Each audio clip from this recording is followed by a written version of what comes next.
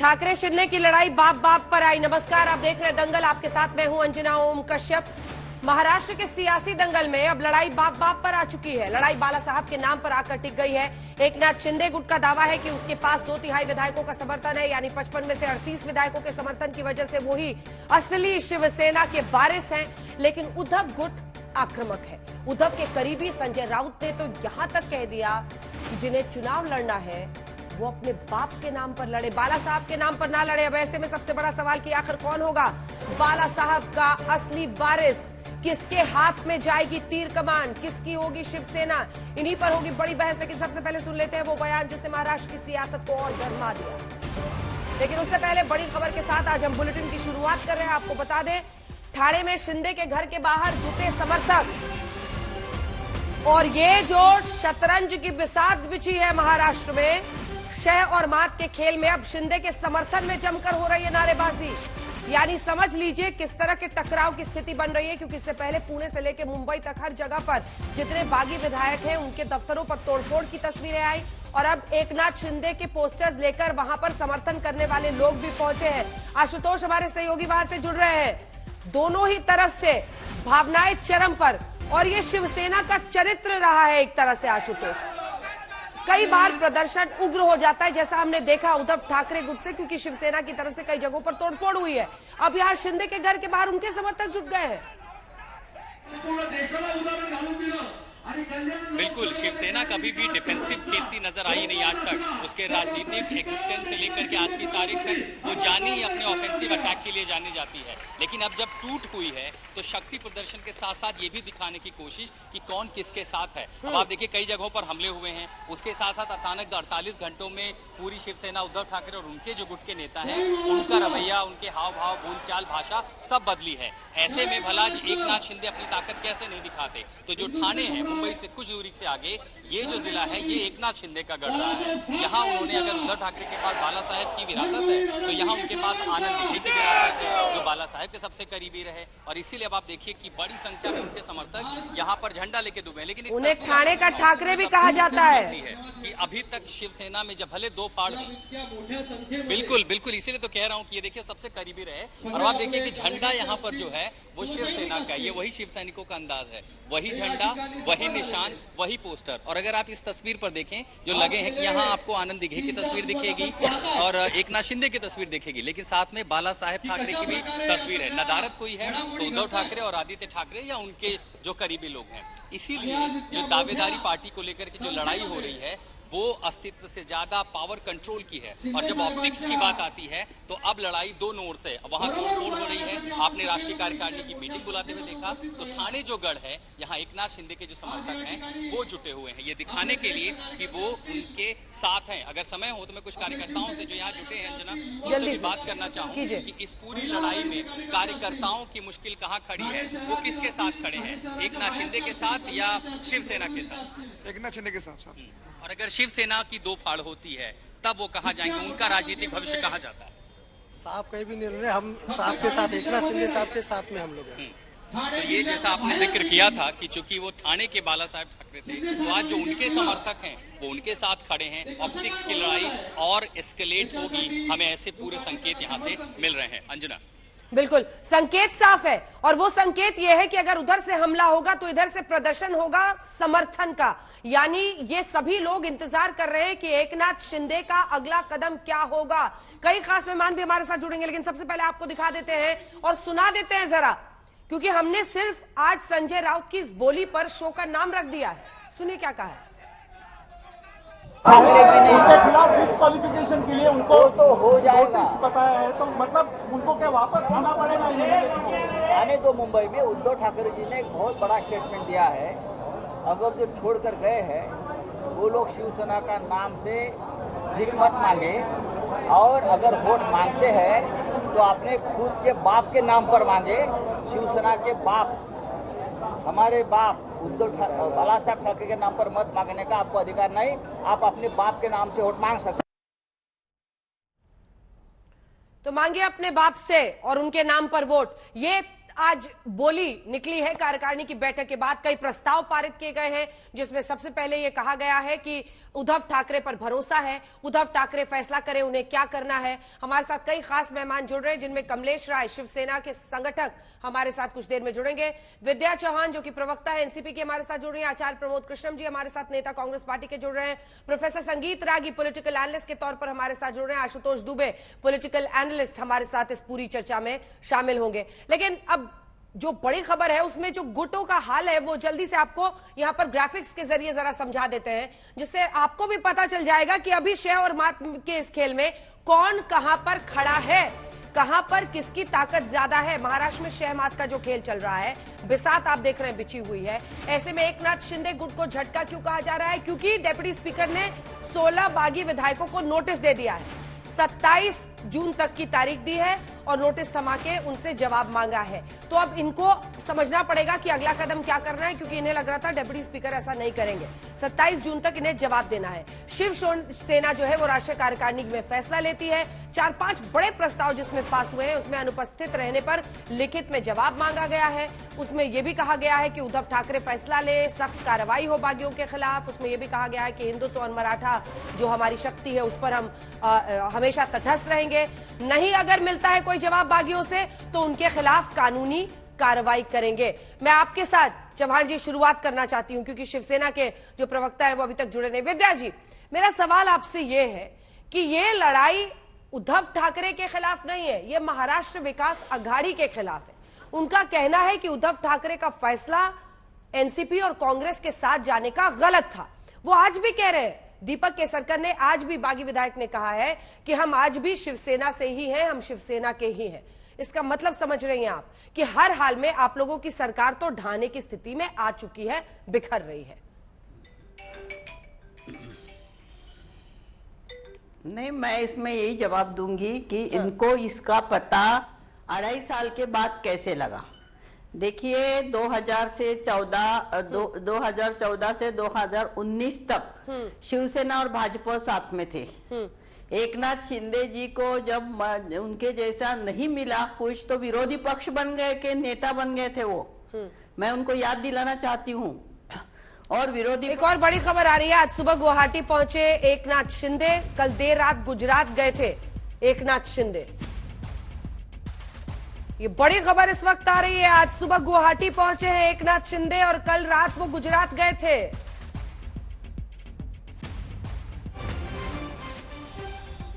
गुवाहाटी में ही उनके तमाम बागी विधायक उनके साथ मौजूद है, लेकिन इससे पहले सूरत ही पहला पड़ाव रहा था और ये सूत्रों के हवाले से खबर है। इस पर देखते हैं और क्या अपडेट आता है, किस वजह से गए थे, क्या हुआ। कल देर रात बताया जा रहा है एकनाथ शिंदे गुजरात गए थे और फिर आज सुबह वो लौटे हैं होटल में। लेकिन किस लिए गए थे? जो आरोप बार बार लग रहा है कि क्या बीजेपी इसको मनूवर कर रही है, उस आरोप को इससे बल मिलेगा। थोड़ा सा इंतजार करना पड़ेगा, क्योंकि अभी शुरुआती जानकारी आ रही है सूत्रों के हवाले से कि कल देर रात गुजरात गए थे एकनाथ शिंदे। रागी जी, अगर गए थे तो फिर तो ऑपरेशन लोटस के आरोप पे पूरा दम दिखता है। मतलब असम गुवाहाटी, सूरत गुवाहाटी, क्या मतलब है इसका? देखिए, एकनाथ शिंदे गए थे, वो कह रहे हैं कि हमारे साथ 37 से ज्यादा विधायक हमारे साथ हैं। अभी एनसीपी के प्रवक्ता कह रही थी कि भाई उनको 2.5 साल के बाद पता लगा। अपने वक्त का इंतजार हर आदमी करता है। दूसरी बात जो है, ये ऑपरेशन लोटस कल तक कोस रहे थे बीजेपी। नहीं, ऑपरेशन पुरानी बाइट सुनी है आपने? बीजेपी हमने सब सुनी है। तो फिर हम अचानक हृदय परिवर्तन हो गया 2.5 साल बाद। मैंने ये कहा कि खेल का नियम किसने बनाया?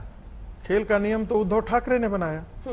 वो नरेंद्र मोदी के नाम पर जीत करके आए। शिवसेना भी नरेंद्र मोदी का नाम लेकर के जीती। नरेंद्र मोदी का पोस्टर चिपका करके सारे जगह जीत करके आप आ जाते हैं। रही हूं, दीपक केसरकर जी इस वक्त लाइव हमारे साथ जुड़ रहे हैं, बागी गुट के विधायक है। इसके बाद मैं आपके पास भी आऊंगी सर। दीपक केसरकर जी, मेरा पहला सवाल आपसे यही, क्या ये खबर सही है सर कि देर रात गुजरात गए थे एकनाथ शिंदे जी और आज सुबह वापस आए हैं गुवाहाटी? देखिए, हमने उनको सब हमारे अथॉरिटीज दे के रखे हैं। मैंने कभी भी उनको नहीं पूछा कि आप कहाँ जा रहे हैं, कहाँ से आ रहे हैं, हमें कुछ पता नहीं रहता है। तो मेरे ख्याल में वो गुवाहाटी में थे, गुवाहाटी में होने चाहिए, क्योंकि सुबह तो वो हमारे साथ थे। अभी आप बोल रहे तो मैं उनको जरूर पूछूंगा। नाश्ता किया था आप लोगों ने साथ में गुवाहाटी में? हाँ बिल्कुल बिल्कुल, हम लोग इकट्ठा नाश्ता किया हमने। He was very much in Guwahati. अभी रात भर में क्या वो बोल रहे हैं वो सही होगा गलत होगा मैं ऐसे नहीं बोल सकता। अच्छा ठीक है, इस पर इंतजार करेंगे। नोटिस पर नोटिस, डेप्यूटी स्पीकर का नोटिस 27 जून तक आप जवाब दीजिए। राष्ट्र जो कार्यकारिणी की बैठक शिवसेना की हुई है उसमें कहा गया है आप लोग को नोटिस देकर कि आप लोग जवाब दीजिए, अगर जवाब नहीं मिलता है तो कानूनी कार्रवाई करेंगे। 27 जून का डेडलाइन आपको डेप्यूटी स्पीकर ने दिया है, अब क्या कीजिएगा? देखिए जो एंटी डिफेक्शन लॉ है उसमें जो पार्टी का व्हीप होता है it is limited to the floor of the house. ये कुछ भी अपने मन से कर रहे हैं और उनके मन में जो है वो एक्ट नहीं होता, वो कायदा नहीं होता, वो कानून नहीं होता। तो इसके लिए कोर्ट्स है, तो हम कोर्ट में जाएंगे।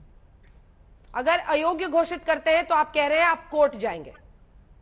अयोग्य कैसे घोषित करेंगे madam? It is obvious, we have given application. उन्होंने ऐसा करते ही एक आइडिया रहता है, सैटरडे संडे है उस दिन कोर्ट बंद रहता है, तो आप कहाँ जाएंगे? हम तो आपको ये करके छोड़ेंगे। तो उनका समाधान होने दीजिए, बाद में जाएंगे कोर्ट। वैसे भी उन्होंने 27 जून तक की तारीख दी है और 27 जून मंडे है, उसके बाद तो कोर्ट्स खुली जाती है। लेकिन मेरा अगला सवाल आपसे यह है कि आप लोगों की अब क्या स्ट्रैटेजी है? क्या स्पष्टता से आप बताएंगे? क्या आप लोग एक अलग पार्टी बनाना चाहते हैं? क्या शिवसेना बाला साहब के नाम पर पार्टी बनाना चाहते हैं? नहीं, देखिए हम लोग तो फिलहाल शिवसेना के ही मेंबर है, हमारे पास 2/3 मेजोरिटी है, तो हम शिवसेना करके ही हाउस में बैठेंगे, लेकिन अलग बैठेंगे। चाहे हमको उनको अगर ए नहीं चाहिए तो ए हमको दे, वो शिवसेना ए हो जाते तो हम शिवसेना बी है, मतलब शिवसेना बाला साहब है। अगर उनको लगता है कि हम बड़े हैं तो हमको ए दे दे तो हम लोग ए ले लेंगे, ऐसा कुछ सवाल नहीं। फिर भी हम बाला साहब के विचारधारा पे ही चलेंगे। आपने बाला साहब का नाम बार बार लिया है केसरकर जी, मैं आपको सुनाना चाहती हूँ आज संजय राउत ने कार्यकारिणी की बैठक के बाहर निकलकर क्या कहा था, फिर इस पर जवाब दीजिएगा। सुनिए क्या कहा उन्होंने। उनके खिलाफ डिस्क्वालिफिकेशन के लिए उनको तो हो जाएगा, नोटिस बताया है, तो मतलब उनको क्या वापस आना पड़ेगा? आने दो मुंबई में। उद्धव ठाकरे जी ने एक बहुत बड़ा स्टेटमेंट दिया है, अगर जो छोड़कर गए हैं वो लोग शिवसेना का नाम से भीख मत मांगे, और अगर वोट मांगते हैं तो अपने खुद के बाप के नाम पर मांगे। शिवसेना के बाप, हमारे बाप बाला साहब ठाकरे के नाम पर मत मांगने का आपको अधिकार नहीं। आप अपने बाप के नाम से वोट मांग सकते हैं। उनके खिलाफ डिस्क्वालिफिकेशन के लिए उनको तो हो जाएगा, नोटिस बताया है, तो मतलब उनको क्या वापस आना पड़ेगा? आने दो मुंबई में। उद्धव ठाकरे जी ने एक बहुत बड़ा स्टेटमेंट दिया है, अगर जो छोड़कर गए हैं वो लोग शिवसेना का नाम से भीख मत मांगे, और अगर वोट मांगते हैं तो अपने खुद के बाप के नाम पर मांगे। शिवसेना के बाप, हमारे बाप बाला साहब ठाकरे के नाम पर मत मांगने का आपको अधिकार नहीं। आप अपने बाप। इसका दीपक केसरकर जी वो कह रहे हैं अपने बाप के नाम पर वोट मांगिए। ये तो इलेक्शन बिल्कुल नहीं है। इलेक्शन होगा तो वोट मांगेंगे ना, आज वोट किससे मांगेंगे? ये तो भड़काने वाली चीज है। हम लोग बाला साहब के विचारधारा को मानते हैं, उनका आदर करते हैं, और उनके दिखाए हुए कदमों पे हम लोग चलेंगे और महाराष्ट्र का विकास करेंगे। विकास की बात तो कोई करता ही नहीं है, पॉलिटिक्स की बात करते रहते। ये फाइनेंशियल कैपिटल ऑफ इंडिया है, तो इसका विकास होना चाहिए ना, तो विकास पे बोलिए और विकास कीजिए। आप सत्ता में है, विकास करना आपका काम है और कीजिए, इसीलिए आपको सत्ता में लाया जाता है। लेकिन आप लोग सीधी चुनौती तो उद्धव ठाकरे को दे ही रहे ना। अगर इतने बागी विधायक चले गए हैं वहां पर आप लोगों के साथ 2/3 से ज्यादा, जो कि 38 है, तो ये सीधा सीधा उद्धव ठाकरे को ही तो चुनौती है। देखिए, घर में कुछ नाराज होता है तो टूट के चला जाता है ना, उसको मनाने का भी तरीका होता है। उस तरीके से उसको मनाया जाता। 1 साल उसके लिए था, उस वक्त तो किया जाता, तो ये नहीं होता। अब तो काफी देर हो चुकी, किसी को कोई कॉग्निजेंस नहीं ले रहा था। जब आपको मालूम है कि पहले राज्यसभा का इलेक्शन हो गया, उसमें हमको जो राष्ट्रपति की तरफ से या हमारे जो सहयोगी की तरफ से जो लोगों ने लोग दिए थे मतदान करने के लिए, तो ये राउत साहब ने ही वहां पे बोला था कि वो लोगों ने हमारे लिए मतदान नहीं किया। फिर आपने उन पे क्या एक्शन लिया? वो आपके कारण सत्ता में है ना। तो आपका जो कैंडिडेट है उसका जो पराभव हुआ, वो उद्धव साहब को कितना लगा होगा, उनको कितना बुरा लगा होगा। क्योंकि उन्होंने छत्रपति को टिकट नहीं दिया। जो महाराज है, छत्रपति शिवाजी महाराज के वंशज है, उनको टिकट नहीं दिया, एक मावड़ा को दिया, मतलब जो लड़ने वाला रहता है राजा के साथ, उनको टिकट दिया। अगर वो हार जाता है तो आपने जो एक स्टैंड लिया था कि हम किसी को भी जीत के ला सकते हैं, इसमें जिसने ये किया, आपको ऑब्स्ट्रक्ट किया, तो उन पे आपने एक्शन नहीं ली, और इसी कारण एमएलसी इलेक्शन में इसका रिएक्शन आ गया कि वो लोग कुछ भी कर सकते हैं, आप उनका कुछ नहीं बिगाड़ सकते, फिर हम क्या करें। और इस फ्रस्ट्रेशन में ये आगे का सब हो रहा है, ऐसे मुझे लगता है। मैं तो उनके साथ ही था, मेरे पीछे गाड़ियां भी भेज दी तो मैं भी चलाया यहाँ पे। मुझे क्या, मैं ऐसे ही रहता हूँ, अगर मैं किसी भी चीज बोलूं कि मुझे ये करना है तो मैं वही करता हूँ, और इसके लिए किसी से डरता नहीं। क्यों डरना है, क्या करेंगे ज्यादा से ज्यादा। लोग मारते हैं, ये करते हैं, मारना अच्छा है क्या, स्ट्रीट पे उतरना अच्छा है क्या, इसके बजाय 4 अच्छे काम कीजिए। बाला साहब ने क्या बोला था, 90% सोशल वर्क, 10% पॉलिटिक्स। आज तो 90% पॉलिटिक्स चल रहा है। कहाँ है वो एम्बुलेंसेस, कहाँ है वो रक्त देने वाले सैनिक, वो तो अपने अपने घर में है। वो सच्चे शिव सैनिक है। जो किसी के घर में आग लगती है तो पानी लेके जो दौड़ता है वो शिव सैनिक होता है, और वो शिव सैनिक बाला साहब का होता है जो 90% सोशल वर्क करता है और 10% पॉलिटिक्स करता है। तो अभी तो लेकिन ठीक है, ये देख के तो हम लोग शिवसेना में आए, नहीं तो मुझे शिवसेना में आने की क्या जरूरत थी। अभी तो लेकिन आपके अपने ही घर के अंदर आग लगी हुई है। मेरा सवाल आपसे ये है कि 2.5 साल बाद जो ये आप लोगों का ज्ञान चक्षु खुला है कि कांग्रेस और एनसीपी के साथ शिवसेना का हिंदुत्व डाइल्यूट हो रहा है, इसको शिवसेना कहती है कि ईडी का प्रताप है, देखिए ईडी वाला लाया हुआ हिंदुत्व है।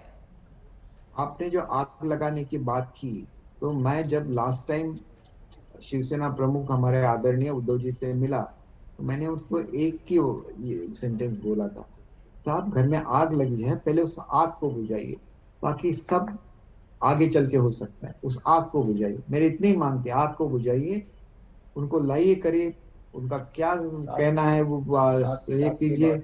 आपका एक ये हो जाता है, आप एक बार बोलते तो आग बुझ सकती है, लेकिन आप उस पर चर्चा करते रहेंगे तो आग बुझेगी नहीं, आग भड़केगी। और आग इतनी भड़क गई कि वो उसका इफेक्ट शिवसेना पे भी हो गया। हमें भी दुख होता है कि हमारे पार्टी है, हमने सोचा था कि हमारा सीएम बनेगा तो हमारी पार्टी बढ़ेगी, तो पार्टी बढ़नी चाहिए, बढ़ नहीं रही है, ये वास्तवता है। इसीलिए सब एमएलए नाराज है, सब एमपीज नाराज है। ये एमएलए का क्वेश्चन था इसलिए आ गया। सब एमपीज भी जब मुझे मिलते हैं बोलते हैं कि बहुत बुरी कंडीशन है, हमें कोई प्रोग्राम में बुलाया नहीं जाता, हमने जो काम कहे हैं वो कहे नहीं जाते, क्योंकि सब इम्पोर्टेंट डिपार्टमेंट या तो वो एनसीपी के साथ है या तो वो कांग्रेस के पास है। हमारे पास क्या है, सिर्फ यूडी और इंडस्ट्रीज, ये दोनों इम्पोर्टेंट डिपार्टमेंट है। बाकी तो हमारे मुख्यमंत्री जो सब ओवरऑल इंचार्ज है महाराष्ट्र। अच्छा ये बताइए कि अब गुवाहाटी टू मुंबई टिकट कब कटाइएगा? जब भी महाराष्ट्र में शांति होगी हम जरूर आएंगे। अगर स्पीकर हमको बोलेंगे कि आपके गुट को मैं मान्यता दे रहा हूं, आप आपके 39 मेंबर्स दिखाइए, हम सबको लेके उनके साथ परेड करेंगे 39 मेंबर्स की। और जिसके पास 39 मेंबर्स है उनको डिस्क्वालिफिकेशन करने की क्या बात है, वो डिस्क्वालिफिकेशन वहां पे अप्लाई ही नहीं होता। आपके पास एप्लीकेशन दिया हुआ है, आप बोल रहे किसी आदमी ने ईमेल पे आ गया इसलिए हम लोग इसको नहीं ले रहे, तो आप उनको बोलिए ना, आप पर्सनली आके दीजिए, तो पर्सनली आके देंगे, लेकिन उसका रिकॉर्ड तो होना चाहिए कि हमको ये मिल गया, उतना तो कीजिए। नहीं तो ऐसा करेंगे कि आप मिला भी नहीं ऐसे बोलेंगे तो कैसे चलेगा। नहीं, डिप्टी स्पीकर ने कहा पिछली बार जो चिट्ठी मिली थी हस्ताक्षर देखकर उन्होंने कहा नितिन देशमुख के हस्ताक्षर नकली है, ये उन्होंने खुद कहा है, इसीलिए वो बाकियों पर यकीन नहीं कर रहे हैं। देखिए महाराष्ट्र का फैसला महाराष्ट्र में होगा ना सर, थोड़ा ना गुवाहाटी या सूरत में होगा। नितिन देशमुख ने जब साइन किया तो उनका फोटोग्राफ है, उनका वीडियो है, तो क्या कर रहे थे, उनको उनपे कोई जबरदस्ती कर रहा था क्या? वो अपने मर्जी से कर रहे थे साइन कि उनको इंजेक्शन लगाया था, वो जान बचा के भाग गए। उनको डिलीट कर दीजिए, उनको डिलीट कर दीजिए, दूसरा ले लीजिए। क्या आप लोगों ने, ठीक है, जो तस्वीरें हम दिखा रहे हैं दीपक जी, वहां पर काफी तोड़फोड़ है, तो आप बोलिए कि ये नहीं है और आप और एक लाइए, हम लोग लाएंगे, हमारे पास तो 50 है। ये बागी विधायकों के दफ्तरों पे तोड़फोड़ की तस्वीरें आ रही हैं, क्या आप लोगों ने सुरक्षा की भी मांग की है, परिवारों के लिए कुछ किया है ऐसा? बिल्कुल ये करना ही पड़ेगा मैडम, ये कायदे का राज है, यहाँ पे कायदे का अमल चलता है, ऐसे ये करना ही, ये जो राज्य का मुख्यमंत्री होता है उनका कर्तव्य रहता है। और आज हमारे आदरणीय मुख्यमंत्री जी वहां पे बैठे हुए हैं, उन्होंने शपथ ली है कि सब लोगों की वो रक्षा करेंगे, चाहे वो किसी के बारे में ममत्व या किसी के बारे में वैर न रखते हुए सबको समान न्याय देंगे, ऐसी उनकी शपथ है। तो चाहे वो किसी भी आदमी का, चाहे वो शिवसेना का एमएलए हो या बीजेपी का एमएलए हो या कि ऑर्डिनरी आदमी हो, किसी का भी घर कोई जला रहा है तो उस पर एक्शन लेना as a head of the state उनका कर्तव्य है। वो ऐसा नहीं करे इसलिए अपील करना उनका कर्तव्य है, और वो बहुत ही कर्तव्यदक्ष मुख्यमंत्री है, तो ये करेंगे। क्योंकि एक रोल अलग है जो पक्ष प्रमुख का रोल है, और एक रोल अलग है जो मुख्यमंत्री का है, और वो मुख्यमंत्री का रोल निभाना। अब आप लोग मुख्यमंत्री रहने कहाँ दे रहे हैं उन्हें? मुख्यमंत्री रहने कहाँ दे रहे हैं? जो बगावत हो गई है, लेकिन जब तक वो मुख्यमंत्री है उनको अपना कॉन्स्टिट्यूशनल ड्यूटी तो निभाना पड़ेगा। ठीक है, आखिरी सवाल, देवेंद्र फडणवीस को मुख्यमंत्री बनाएंगे, उप मुख्यमंत्री बनेंगे एकनाथ शिंदे, गृह मंत्रालय, क्या क्या स्ट्रैटेजी कुछ तो बनाई होगी? मैं कैसे बोल सकता हूँ मैडम, उन्होंने तो शिंदे साहब ने बोला इतना टाइम आप लोग बैठे गुवाहाटी में 5 स्टार होटल में सर, कभी तो बात होती होगी ना, चर्चा तो करते ही होंगे क्या क्या मांगना है। चर्चा करते हैं, हमने पूरा अधिकार शिंदे साहब को दिया है, वो जो भी निर्णय देंगे वो हम लोग उस पर अमल करेंगे, और हमारी गवर्नमेंट आएगी महाराष्ट्र में, और वो शिवसेना की गवर्नमेंट होगी, इतना ही मैं बोल सकता हूँ। बीजेपी के साथ इसके मैडम 2 ही ऑप्शन है, आइदर को कांग्रेस राष्ट्रवादी या तो बीजेपी। तो बीजेपी के साथ आप सरकार बनाएंगे? मैंने ऐसा कभी बोला है, वो तो शिंदे साहब डिसाइड करेंगे किसके साथ कराना है। आप कह रहे हैं आपकी सरकार आएगी, आप कब आएंगे ये बताने की स्थिति में है आप? 2 दिन, 3 दिन, 4 दिन? अच्छी स्थिति हो जाए मैडम हम आ जाएंगे। और देखिए हमारा एप्लीकेशन भी बोल रहे हैं कि एप्लीकेशन भी नकली है, तो हमने सब वीडियोस निकाले हैं, वो भी नकली बोल रहे हैं। तो उनका ये है कि वहां आए, फिर 100-200 लोग हमारे गाड़ी को एनसर्कल करे, जोर जोर से घोषणा दे, फिर हमको दबाव में डाले। फिर अगर देखिए ऐसा होता है तो कौन आना चाहेगा? हम तो कोर्ट से प्रोटेक्शन ले लेंगे, हम तो सेंट्रल गवर्नमेंट से प्रोटेक्शन ले लेंगे। अगर आप नहीं दे रहे हैं तो कोई ना कोई तो होगा जो प्रोटेक्शन देगा, क्योंकि लॉ एंड ऑर्डर ये हर एक का हक है, हमें भी वो मिलना चाहिए जी। कॉन्स्टिट्यूशनल राइट है हमारा 2/3 का मेजोरिटी प्रूव करने का, हमें मिलना चाहिए। ठीक है, क्यों पेंडिंग रखा है उसको? जी बहुत बहुत धन्यवाद आपका, गुवाहाटी से हमारे साथ जुड़े हुए थे दीपक केसरकर जी, बहुत धन्यवाद आपका हमारे साथ जुड़ने के लिए, तमाम बातें रखने के लिए। सरकार हमारी बनेगी, जाहिर तौर पर उनका कांग्रेस एनसीपी के खिलाफ है, इधर बीजेपी के साथ दूसरा ऑप्शन है सरकार बनाने का, सीधा उस पर हामी नहीं भरी, लेकिन संकेत साफ है। लेकिन अपनी सुरक्षा को लेकर मुंबई आने पर वो चिंतित हैं। ऐसा क्यों है आचार्य प्रमोद कृष्णम जी? ऐसा क्यों है कि एक विधायक आज कह रहा है, आप देखिए ये तोड़फोड़ की तस्वीरें, ये कौन सा तरीका है देश में? और फिर आप कहते हैं क्यों गुवाहाटी और सूरत में बैठे हैं, वो कह रहे हैं हमें फिर केंद्र सरकार से सुरक्षा माननी पड़ेगी। और देखिए अंजना जी, पहली बात तो ये है कि हिंसा का समर्थन बिल्कुल नहीं किया जा सकता, चाहे इधर वाले करें या उधर वाले करें, लेकिन कर ही नहीं रहे। लेकिन सवाल इसका ये है कि एक पार्टी है पक्ष, एक है विपक्ष, इसमें तीसरी पार्टी भी है जो तटस्थ है, और जो तटस्थ है वो इस विषय पे अपने इसको तटस्थ नहीं कहा जाता है सर, इसको कहा जाता है मौन रहना। जब आपके सामने हिंसा हो रही है, आपकी महाराष्ट्र विकास अघाड़ी की तिपैया सरकार चल रही है, इसको मौन रखना, आंखें मूंद कर रखना और सब कुछ चुपचाप देखते रहना कहा जाता है। एक तो बड़ी पार्टी हिंसा का समर्थन कर रही है ना। रागी जी सुनिए ना, रागी जी सुनिए, कांग्रेस पार्टी हिंसा का समर्थन कर रही है ना। अरे आप यदि राहुल गांधी का हिंसा पर कोई ट्वीट नहीं आ रहा है, आपके प्रियंका गांधी वाड्रा यदि ट्वीट नहीं कर रही इस हिंसा के खिलाफ, सोनिया गांधी, आप सुनिए, रागी जी पूरा जवाब दे लेने दीजिए उनको, बोले आचार्य जी। इसमें सबसे इंटरेस्टिंग बात क्या है कि भारतीय जनता पार्टी दिल्ली में बैठ करके खेल खेल रही है, और पिछले 10 दिन से ये खेल चल रहा है। पर आपने तो कहा था कि इस्तीफा देने का वक्त आ गया है। हाँ ठीक है, अब सवाल इस बात क्यों का नहीं उद्धव ठाकरे का सवाल इस बात का है, अभी हम शिंदे गुट के वरिष्ठ विधायक को सुन रहे थे, तो उन्होंने अपनी सारी बातें कह दी।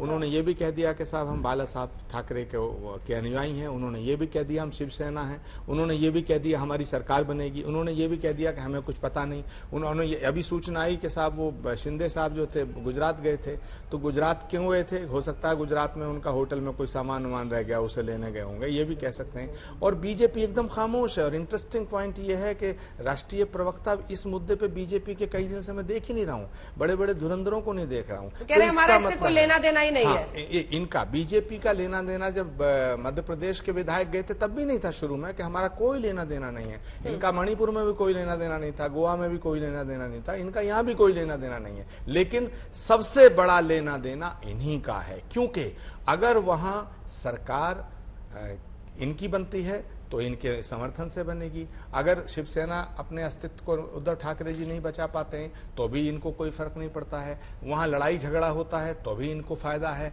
हर बात में फायदा ये है, बेनिफिशियरी ये हैं। इसीलिए अंजना जी, मेरा कहने का तात्पर्य ये है कि बेनिफिशियरी तो ये हैं, लेकिन नुकसान किसका हो रहा है? महाराष्ट्र की जनता का। नुकसान किसका हो रहा है? इस लोकतंत्र का। क्षति पहुंच रही है लोकतंत्र के, क्योंकि महाराष्ट्र की जनता ने जिन विधायकों को चुना था वो आज गुवाहाटी में बैठे हैं और कहीं ना कहीं कोई ना कोई इतनी बड़ी प्रॉब्लम है। दफ्तरों में तोड़फोड़ क्यों की जा रही है? एक सेकंड, आपको लगता है सर ऐसे में नेताओं को डरना चाहिए क्या? नेता फिर किस बात के? ये बाला साहब ठाकरे के अगर अनुयायी हैं तो जी जाए ना, महाराष्ट्र की भूमि पर जाएं। उनकी वहां की जनता ने इनको विधायक चुना, ये अलग जाके बैठ गए। और अभी क्या कह रहे थे? छोटा सा रिस्पॉन्स केरला में राहुल गांधी होगी तब हम जाएंगे। इसका मतलब ये लंबा चलेगा, महीनों तक चलेगा। नहीं, कल केरला में राहुल गांधी के दफ्तर पर थोड़ी सी तोड़फोड़ किया एसएफआई के कार्यकर्ताओं ने। अगले दिन मीडिया में इन्होंने सारे में बवाल काट दिया कि भाई एसएफआई ये तो लोकतंत्र का अपमान है। यहाँ चुने हुए शिवसेना के विधायकों को धमकी दिया जा रहा है, उनके दफ्तर तोड़े जा रहे हैं, उनके परिवार वालों पर हिंसा की धमकी दी जा रही है। अभी तो वो उस घर में है, अभी तो वो खुद कह रहे हैं शिवसेना के सदस्य हैं। तो धमकी देने वाले कोई कांग्रेस को है नहीं, धमकी देने वाले कोई एनसीपी के लोग नहीं। मैं कांग्रेस को उतना ही अपराधी मानता हूं, आपने हमें बोलने नहीं दिया। शिवसेना, सुनिए, शिवसेना कह रहे वो हमारे घर का मामला। अभी एक नाथ शिंदे भी नहीं कह रहे कि हम शिवसेना से बाहर हैं। आपकी पार्टी भी उतनी ही अपराधी है, क्योंकि मुख्यमंत्री के अपराध के साथ आपकी पार्टी खड़ी है। एक भी टिप्पणी नहीं आई है इस हिंसा के खिलाफ। हम तो कहते हैं कि इस पूरे खेल का बाजीगर भारतीय जनता पार्टी नहीं है। कल भी अंजना जी हमसे कह रही थी कि मैं आपसे सहमत नहीं हूं। इस खेल का असली बाजीगर तो शरद पवार है। शरद पवार ने शिवसेना को हमेशा के लिए महाराष्ट्र की राजनीति से किनारे कर दिया। लेकिन वो अपनी ही सरकार क्यों गिराएंगे? विद्या चौहान जी सीधा इशारा ये शरद पवार की तरफ कर रहे हैं। विद्या जी कह रहे शिवसेना को खत्म कर दिया, उसकी राजनीति को महाराष्ट्र में खत्म करके बड़ी पार्टी बन रहे हैं। जी शुक्र है रागी जी ने ये नहीं कहा कि असली जो सब कुछ खेल कर रहे हैं राहुल गांधी कर रहे हैं। हाँ। नहीं, राहुल गांधी सुनिए विद्या जी बोल रही हैं। हाँ, विद्या जी आप ही की बात करें। अंजना जी बोलिए। अंजना जी आज तक हमेशा हमें बुलाती है और आधा घंटा बिठा के रखती है। आपकी चर्चा सुनने के लिए हम लोग नहीं आए। हमें भी बारी बारी बोलने का मौका देना चाहिए। आप नहीं देती है। आपका चैनल बहुत अन्याय करता है सबके ऊपर। मुझे ये कहना है कि आप लोग जो बात कर रहे थे कि महाराष्ट्र में जो तोड़फोड़ हो रही है तो कोई मौन बैठा नहीं है, पुलिस अरेस्ट कर रही है जो तोड़फोड़ कर रहे हैं उनको। तो यहाँ पर शरद पवार जी का कोई फायदा नहीं है, ना ही एनसीपी बड़ी हो रही है। 2.5 साल से ये सत्ता में बैठे हैं। तभी उन्होंने पहले 14 से लेके 19 तक 5 साल जब वो सत्ता में थे तो शिवसेना के लिए कोई कुछ नहीं था। मैंने देखा, मैं खुद सभागृह में थी। देवेंद्र फडणवीस डिक्टेटर की तरह शिवसेना को वो कर रहे थे, पीछे कर रहे थे, शिवसेना को बोलने नहीं दे रहे थे। उनके मिनिस्टर्स को कोई कीमत नहीं थी। एकनाथ शिंदे जी ने भी ये कहा था।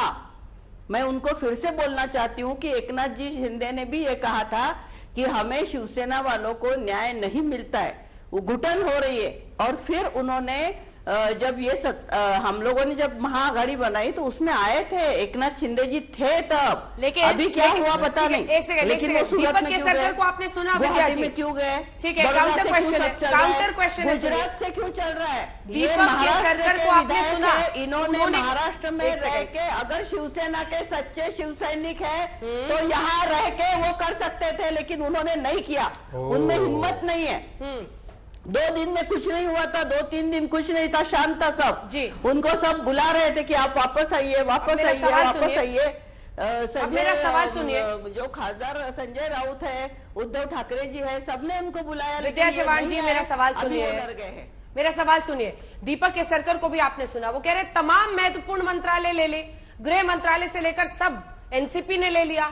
और ये आरोप तो उन लोगों का था, वो कह रहे हैं कि हर कदम पर समझौता होता गया और उनसे ये गठबंधन रखने के लिए शिवसेना का वो नुकसान कर रहे थे। इस बात में सच्चाई नहीं है? सारे महत्वपूर्ण मंत्रालय एनसीपी के पास है। बिल्कुल नहीं, बिल्कुल नहीं। शिवसेना के पास मुख्यमंत्री पद है कि नहीं? उनके एकनाथ शिंदे के पास भी ये है। तो आप नगर विकास खाता सबसे इम्पोर्टेंट है, जो फडणवीस के ने नहीं दिया था किसी को। फडणवीस ने सब इम्पोर्टेंट खाते गृह मंत्रालय से बड़ा कौन होता है जिसके हाथ में पुलिस? ये एकनाथ शिंदे जी के है। तो गृह मंत्रालय भी देने के लिए तैयार थे, कौन नहीं था? अभी तो मुख्यमंत्री पद भी मुख्यमंत्री ने कहा कि आप आइए सीएम बनिए, लेकिन एकनाथ जी शिंदे को सीएम नहीं बनना है, उनको फडणवीस जी को सीएम बनाना है। बहुत बड़े पैसे का आर्थिक व्यवहार हुआ है, इसीलिए ये सूरत में गए हैं।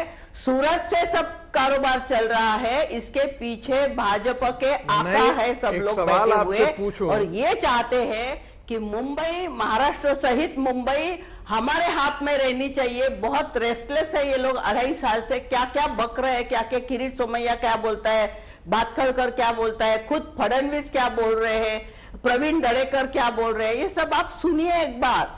इतना मुख्यमंत्री के बारे में, ये कुर्सी का रिस्पेक्ट होता है, एक मुख्यमंत्री महाराष्ट्र का एक बड़ा आदमी होता है, उसके बारे में इस तरह से बोलना शोभा नहीं देता। ठीक है, अब जवाब जो कौन राणा, नवनीत राणा क्या बक रही है वो, हनुमान चालीसा क्या, ये क्या, वो क्या, क्या एक सांसद के लिए आप बकने जैसे शब्द का इस्तेमाल क्यों कर रही है विद्या जी? सम्मान के साथ भी बात हो सकती है ना। महाराष्ट्र, आप एक महिला सांसद के लिए ऐसे शब्द क्यों बोल रही है? बकती है। वैसे तो आपने संजय राउत को भी सुना, वो बाप बाप कर रहे हैं, ये क्या तरीका है? अरे सम्मान किसका रखना चाहिए? सम्मान उन्होंने रखना चाहिए मुख्यमंत्री का, वो रख नहीं रहे सम्मान। मुख्यमंत्री कोई भी हो, हमारा दुश्मन भी हो, तो उनका सम्मान रखना चाहिए। जैसे प्राइम मिनिस्टर कोई भी हो, हम लोग उनका सम्मान रखते हैं, समझ गए ना? तो वो सम्मान की बात होती है। क्या बकते हैं किरीट सोमैया रोज उठ के? उनको नहीं आती कुछ भी, आप लोग नहीं पूछते उनको? नवनीत राणा क्या कर रही है, राणा क्या बोल रहा है, विद्या जी क्यों बोल रहे हैं इस तरह से? सरकार गिरने का पूरा गुस्सा क्या यही निकाल दीजिएगा? खूब पूछे जाते हैं सवाल, और ऐसा नहीं है, 5 और मेहमान भी हैं, उनको भी बोलने दीजिए। खूब सवाल बीजेपी से पूछते हैं, इसलिए विद्या जी ऐसा मत बोलिए कि उनसे सवाल नहीं पूछते, उनसे भी पूछते हैं जब वो मिलते हैं, और आपसे भी पूछ रहे हैं जब आप मिल रही हैं। आशुतोष दुबे, एक सेकंड, आशुतोष दुबे जी से उनसे एक बार कमेंट ले लेंगे, फिर आप दोनों के पास आ रहे हैं। मिस्टर दुबे, ये जो लड़ाई है, ये शिवसेना का आंतरिक लड़ाई, इससे बीजेपी का कोई भी लेना देना नहीं है। सूरत और गुवाहाटी क्यों? तो सूरत और गुवाहाटी क्यों? नहीं, मैं इस पर बोल रहा हूँ, इसमें बीजेपी का कोई भी लेना देना नहीं है। प्रेस कॉन्फ्रेंस में चंद्रकांत दादा पाटिल जी ने स्पष्ट रूप से कह दिया था। अभी 5 स्टार होटलों के बाहर जो ये 3-3 लेयर की सिक्योरिटी लगी हुई है, ये ऐसे ही लगी हुई है, लोकल गवर्नमेंट से बात नहीं हो रही है। असम के मुख्यमंत्री होटल जा रहे हैं मिलने के लिए, और बीजेपी का कोई लेना देना नहीं है। अरे देखिए, झूठ बोलने के भी 100 तरीके होते हैं, लेकिन थोड़ा सोच समझ कर कहिए। पर्देदारी अब जो है वो है, बीजेपी का कैसे कोई भी लेना देना नहीं है? जी, अब अभी तक बीजेपी की कोई भी बात एकनाथ शिंदे जी से नहीं हुए, एकनाथ शिंदे जी का कोई भी बात बीजेपी से नहीं हुआ है। ये लड़ाई सिर्फ भाई भाई में है, और भाई भाई की लड़ाई होती है तो ये आंतरिक मामला घरों में सुलझाया जाता है। ऐसे दंगा कर, ऐसे तोड़फोड़ कर, किसी का ऑफिस तोड़कर बिल्कुल नहीं किया जाता। ठीक है, कमलेश राय जी, उनको वापस यहाँ पर आने दो, फिर उनको बता देंगे क्या होता है। ऐसा धमकाना क्यों है? आप भी कह रहे हैं कि उनको आना चाहिए, सब कुछ फ्लोर पर होना चाहिए ना, खत्म होना चाहिए अनिश्चितता। कोविड के केसेस बढ़ रहे हैं देश में, महाराष्ट्र में। कमलेश जी, ऐसा है अंजना जी कि उनका मनधरणी बहुत किया गया। उनको बुलाने के लिए आपने देखा कि उद्धव साहब जी ने खुद ही कहा कि मैं मुख्यमंत्री पद से रिजाइन देता हूं, आके आप मुख्यमंत्री बनो। उनसे सबसे मुख्य पद था यूडी डिपार्टमेंट, जो हमेशा मुख्यमंत्री रखते हैं, वो पद उनको दिया गया था। मुख्यमंत्री जी के पास कोई प्रोटोकॉल नहीं था। उसके बावजूद आज जो जिस तरह की घटनाएं दिख रही हैं, लोग कर रहे हैं तोड़ फोड़ कर रहे हैं, कोई तोड़ फोड़ नहीं कर रहा है। जिन शिव सैनिकों ने खून पसीना गिरा के ये सारे एमएलए को चुन के देने के लिए अपने घर की रोटी खा के पूरा दिन प्रचार प्रसार करके इनको वोटिंग करा के जिता के विधानसभा में भेजे, आज ये गए हैं सूरत में रोटी खाने, गुवाहाटी में पिकनिक मनाने, और 3-3 लेयर आप देख रही है सिक्योरिटी का लेके, किसके आशीर्वाद से। और उनको कोई बात करना था बंद कमरे में, यही बोलते थे माननीय मुख्यमंत्री जी, तो पहले दिन से बोल रहे हैं। और वो कितने सीधे हैं, कैसा काम करने का तरीका है, आपसे ज्यादा उनको कोई नहीं जानता। आप एक नेशनल चैनल की बहुत बड़ी पत्रकार हैं, आपको पता है उस चीज के बारे में। लेकिन आज जिस तरीके से शिवसेना पार्टी को किसी के इशारे पे खत्म करने की सोची है और जो ताकत लगा रहे हैं, उसके खिलाफ सारे शिव सैनिक रोड पे हैं, सारे शिव सैनिक मन से दुखी हैं, और सारे शिव सैनिक उद्धव साहब ठाकरे के परिवार के साथ हैं, वो एक भी इधर उधर नहीं होंगे। मैं आपको बताया कि अगर आदित्य बंधु शिवसेना के मुंह पर कालिख पोतने वाले कोई और व्यक्ति नहीं है। इतने इमोशनल पिचेस किए उद्धव जी ने, फिर भी विधायक नहीं आए ना। रागी जी, छोटा सा जवाब। देखिए शिवसेना को पलीता लगाया तो किसने लगाया? शरद पवार ने लगाया, जिसकी गोद में आज जाकर के उद्धव ठाकरे बैठे हुए हैं। तो थ्योरी समझ नहीं लीजिए, नहीं आपको समझ में नहीं आएगी।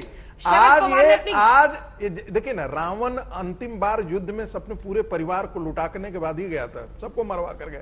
शिवसेना की विचारधारा और सत्ता दोनों खत्म करवा करके पिता पुत्र जो हैं अभी भी गद्दी से चिपके हुए हैं। न इनके पास विचार है, न इनके पास संस्कार बच गया है। इसके बावजूद भी ये कह रहे हैं कि हम शिव सैनिक हैं। अरे कौन सा शिव सैनिक भाई?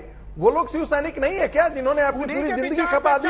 वो क्या उद्धव ठाकरे और उनके बेटे को राजनेता बनाने के लिए क्या वो शिव सैनिक अपनी जान की बाजी लगा कर गए थे? जवाब सुनिए विद्या जी। देखिए शिवसेना, उनको मैं इतिहास बताना चाहती हूँ। जब बाला साहेब ठाकरे मातोश्री पे रहा करते थे, तब प्रमोद महाजन जी वहां आते थे, आडवाणी जी वहां आते थे, और उनको कहते थे कि भाजपा के साथ आप गठबंधन में आइए। तो उसकी वजह से बाला साहब ठाकरे ने जब उनको साथ में लिया, उनका साथ दिया, तो उसके बाद वो बड़े हो गए। महाराष्ट्र में इनकी जगह नहीं थी बिल्कुल। लेकिन ये झूठ बोल रहे हैं अभी कि इन्होंने शिवसेना को बड़ा किया, नरेंद्र मोदी जी की वजह से ये चुन के आ रहे हैं। आप औरंगाबाद में, सतारा में, कोंकण में, ये सब इलाके में जहां पर वो खुद लड़ रहे थे, आप ही के खिलाफ 40 साल से लड़ रहे थे। शिव सैनिक किसके खिलाफ लड़ रहे थे? जवाब हो जाएगा फिर काम। और भाजपा का फंडा यही है, झूठ बोलने का, बार बार झूठ बोलने का। लेकिन ये कभी सच नहीं बोलेंगे जो चंद्रकांत पाटिल बोल रहे हैं। आपके पास कौन सा प्रमाण है कि पैसे लेकर विद्रोह किए हैं? आपके पास कौन सा ऐसा प्रमाण है? ये क्यों नहीं कहा जा सकता कि उद्धव ठाकरे पैसे लेकर के अपनी पूरी पार्टी बेच दी है सत्ता के लिए? ये क्यों नहीं, आप पर क्यों नहीं आरोप लगाया जा सकता है ऐसे आरोप? गवर्नर बैठा हुआ है, ठीक है, इनका ही गवर्नर बैठा हुआ है। जो मनमानी चल रही है वो दिल्ली से चल रही है, इतना मैं आपको बताना चाहती हूँ। और बाला साहेब ठाकरे और विद्या जी उन पर भी लग रहा है, आचार्य प्रमोद कश्यप जी की डेप्यूटी स्पीकर। आपके लिए तो बहुत मजे ही मजे हैं। अब तो हर संस्था का यही हाल है। उद्धव ठाकरे के बाद सत्ता तो आप ही चला रहे थे। उद्धव ठाकरे तो रबर केस में थे। 2 विधायक भी नहीं चुन के आते थे भाजपा के, 2 विधायक भी नहीं चुन के आते थे। इस बार कितने हैं मिस चौहान? इस बार कितने? मैं इनको याद दिलाना चाहती हूँ। नहीं, इस बार कितने हैं बीजेपी के? किसके कितने हैं? बीजेपी के। किसके? भाजपा के। हाँ, अभी का नहीं बोल रही हूँ, इतिहास याद दिला रही हूँ। जो बड़े हुए हैं ना शिवसेना की वजह से, शिवसेना की वजह से नरेंद्र मोदी का पोस्टर चिपका करके आप इलेक्शन में जाते हैं। नरेंद्र मोदी जी का पोस्टर चिपका के आप इलेक्शन में जाते हैं। एक सेकंड, शिवसेना की वजह से बीजेपी के 106 है। मोदी तो अब भी आए 7 साल पहले, पहला क्या था? जी विद्या जी, यानी बाला साहब ठाकरे शिवसेना के नाम पर बीजेपी को 106 मिल जाते हैं। और आचार्य प्रमोद कृष्णम जी, आवाज नीचे कीजिए सबकी। आचार्य जी, शिवसेना के नाम पर 106 बीजेपी को आ जाते हैं और शिवसेना 55 पर रह जाती है। कौन सी थ्योरी कैसे चलेगी? देखिए अंजना जी, इसमें कोई रॉकेट साइंस नहीं है। शिवसेना के जितने विधायक जीत के गए हैं वो बाला साहब ठाकरे और उद्धव ठाकरे जी के चेहरे पर ही वोट मिला था, इसमें कोई नई बात नहीं है। लेकिन क्योंकि भाजपा अलायंस में थी तो अगर शिवसेना को भाजपा का समर्थन था तो भाजपा की वजह से शिवसेना को फायदा हुआ, लेकिन शिवसेना को अकेले फायदा नहीं हुआ, शिवसेना की वजह से भाजपा को भी फायदा हुआ, मगर वो चैप्टर पीछे रह गया। अब मैं जो आज की बात कहना चाहता हूं कि अभी अभी जो एकनाथ शिंदे जी के जो विधायक जी को सुन रहे थे, दीपक जी को, उन्होंने साफ कह दिया है कि साहब हम शिवसैनिक हैं, हम शिवसेना में हैं। उन्होंने अभी ये नहीं कहा कि साहब हम अलग हो गए।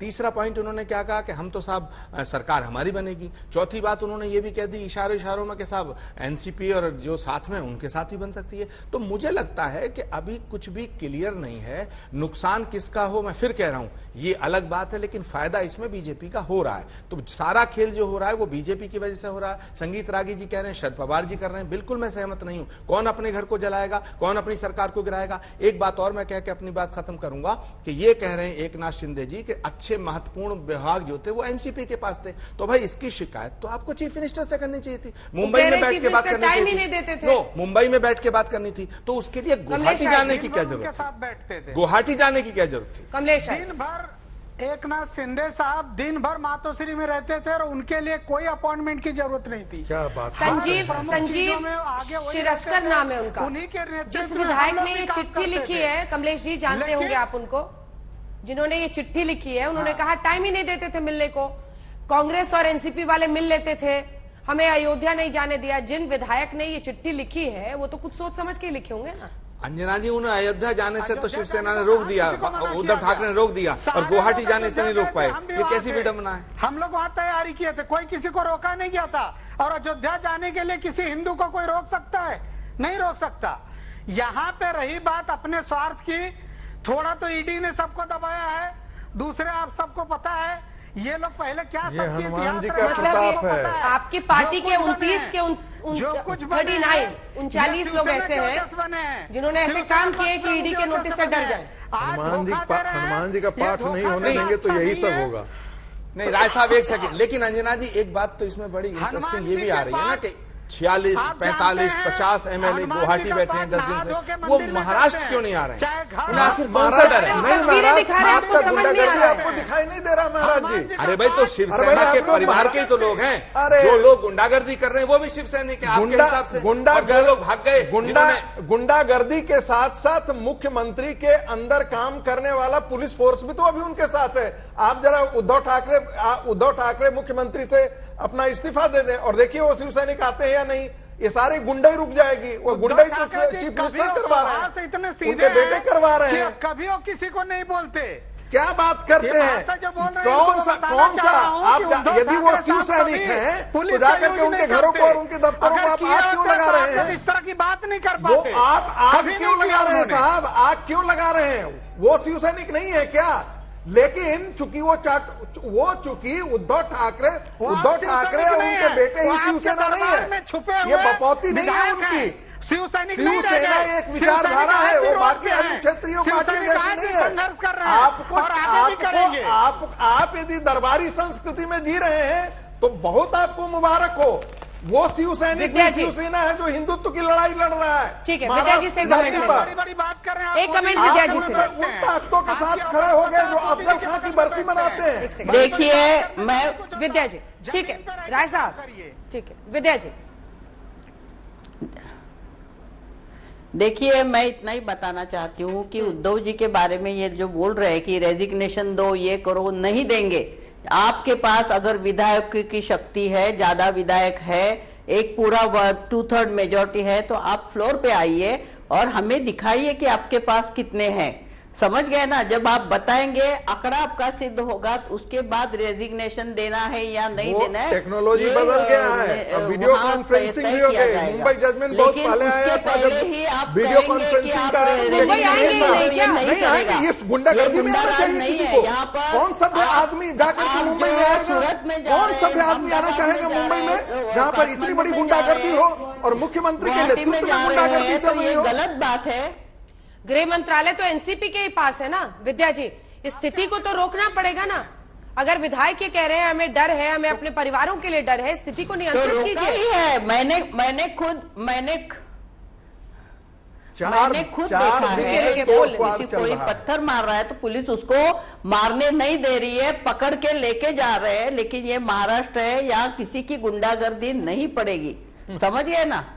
तो ये आप लोगों ने ये बात पहले समझ लेनी चाहिए। आचार्य जी का एक छोटा सा कमेंट किसके पास है, इसका कोई सवाल नहीं है। हम लोगों ने हमेशा ही कायदा कानून की स्थिति यहाँ महाराष्ट्र में अच्छी रखी है। ये दिल्ली के जैसा नहीं है। ये दिल्ली में हुजरेगिरी करने जाते ही छत्रपति शिवाजी महाराज का महाराष्ट्र है। महाराष्ट्र के गृह मंत्री जी को, महाराष्ट्र के मुख्यमंत्री जी को आग्रह भी करता हूँ और विधायकों से कहता हूँ वो आए, उनकी पूरी सुरक्षा का ख्याल। ठीक है विद्या जी, एक सेकंड मैम, विद्या जी, मैं निवेदन करता हूं महाराष्ट्र के मुख्यमंत्री जी को, महाराष्ट्र के गृह मंत्री जी को, और मैं दावे के साथ कह रहा हूं कि अगर ये सारे विधायक मुंबई आएंगे तो इनकी पूरी सुरक्षा की जिम्मेदारी महाराष्ट्र सरकार लेगी। लेकिन कोई ना कोई ऐसा डर है या ऐसी कोई डील है जो अभी तक क्लियर नहीं हुई है, जिस वजह से वो विधायक अभी मुंबई नहीं आ रहे। चलिए, दोनों तरफ से आरोप आपने सुन लिए। उद्धव शिंदे की लड़ाई बाप बाप पर आई, इसी पर आप देख रहे थे दंगल में चर्चा। देखते रहिए आज तक।